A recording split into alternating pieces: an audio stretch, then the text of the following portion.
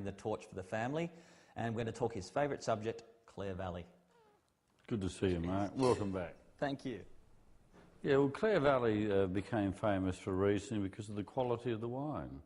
It was always a great variety over 100 years of winemaking that stood out as making the best wine in the cellar every year. And then people from, as grape growers and winemakers, the wine from the best vineyard, you took the cuttings from those vineyards and you planted more vineyards and made more great wine. So it was just how farmers did things. They selected the best stock and propagated from the best genetics, and they grew the best stock. So that's what we did in Clare, and Riesling became famous. It's not just no accident, it's just the most suited variety, or one of the most suited varieties. And it was. It tasted the best in the winery. Every year you taste all your white wines, and the Riesling from Clare, or the Riesling from that we grew, always was the best flavour of all white wines that we could make in the winery. So we propagated more of those varieties, more Riesling, and made more Riesling. So it was just because it was the best. Nice. Well, let's talk flavour, seeing as you brought it up. Is there a Clare character that you think that shines through?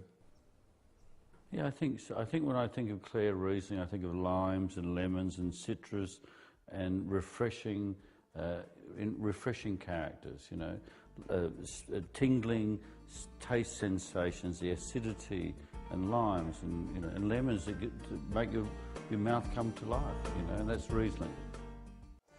Is there a Clare character that you think that shines through? Yeah, I think so. I think when I think of Clare Riesling, I think of limes and lemons and citrus and refreshing characters, you know, tingling taste sensations, the acidity and limes and, you know, and lemons that make your mouth come to life, you know, and that's Riesling. Oh, that is it. You can taste this in this young version here. There is absolutely a citrus element, and there's this sort of lip-smacking sort of juiciness to it. I love it. I think I like the term lip-smacking juiciness, and it makes your tongue and your mouth come to life and prepares you for food. And that's a great thing about a refreshing glass of white wine is after a couple of glasses you're saying, I need to have something to eat to go with that wine. On that subject, I'm tasting this and I'm thinking, gosh, fresh oysters would be fantastic, or, you know, all sorts of seafood. But what do you typically suggest with Clare Riesling? Well, the delicate seafoods, things like oysters have that salty, minerally characters. They're wonderful with Riesling because we have a mineral character. But also, latterly, as we've seen the Asian influence come into our lifestyle in Australia, we're seeing coriander and chili in these flavours, and Riesling really does go well with these flavours.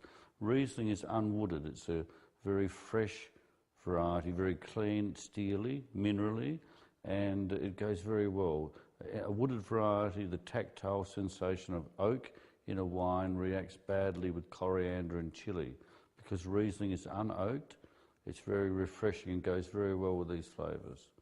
Yeah, I agree with you. I think that's fantastic. That sort of Asian influence in the cooking in Australia, I think is fantastic and does really well with this. What about older Rieslings? I know that some people are a fan of Riesling young, but they're not aware of the fact that you can't age it very well. Well, they do. I mean, we quite often open a bottle of Riesling that's 10 or 20 years old, and those citrus characters as young wines, the lemons, sometimes become marmalade as they become older, or they become toasty and honeyed. I think what's really interesting about the Clare Valley producers, they all got together and decided, because of the cork taint issues that were sort of in the entire wine industry, you guys all said, that's it, together, we'll band together and put everything under screw cap. Well, it was revolutionary. It was as revolutionary as the CD in music, that people could listen to great music and it was always the same. We did the same with the Riesling. We said, if we put it all under a screw cap, everybody's going to hear the same music. Every bottle is going to be the same, so we're all listening to it. So if you don't like the wine that comes out of a screw cap, change your style of music, change the style of wine that you're drinking, try something else. But the screw cap makes everything even. Where the cork was natural and there's variation in cork, so not every bottle was the same. So people were listening to different music of the same, the band was playing the same, but it was sounding different to the people that were listening to it. Because it had a different cork.